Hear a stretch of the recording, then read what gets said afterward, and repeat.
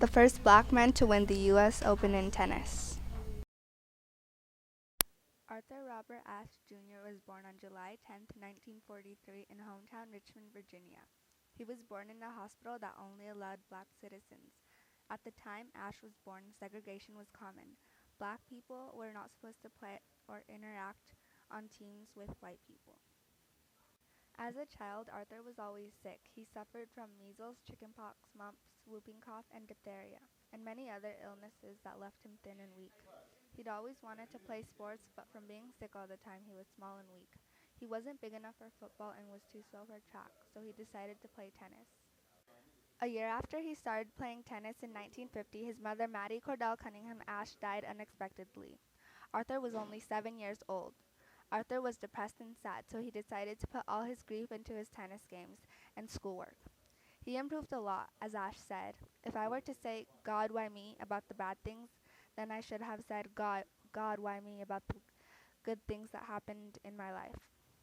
Even though his school was segregated, his teachers always told him he could succeed more than other white children. Some blacks have always managed a way to succeed in life, a teacher once told him. His dad also was a positive role model for him, even though he was strict. He wanted his two boys, Arthur and Johnny, to be successful. Later, after high school in 1963, he was awarded a tennis scholarship to UCLA. At that year, he became the first black player ever selected to the United States Davis Cup team. He continued to play national championships and win all. He became famous for all his awards. He was concerned that tennis professionals were not receiving enough money, so he decided to take action and make an organization called the Association of Tennis Professionals. That same year, he was denied a visa by South African government to play because he was black. Ashe told the story to news reporters and said to expel South Africa from the professional tennis circuit because of their unfair apartheid laws.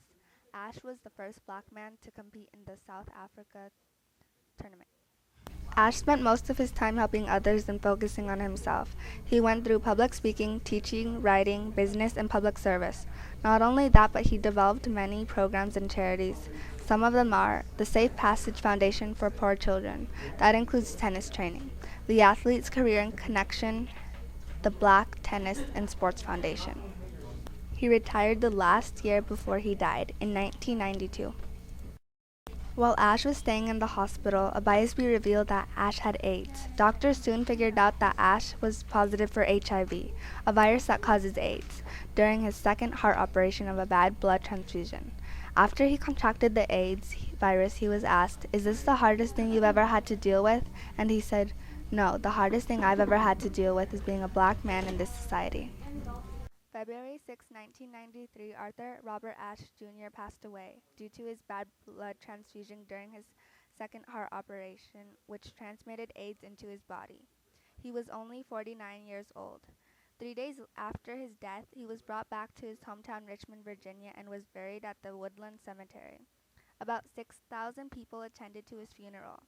Arthur Ashe will always stay in the International Tennis Hall of Fame. He was married to Jeanne Montesumi and had one daughter named Camera.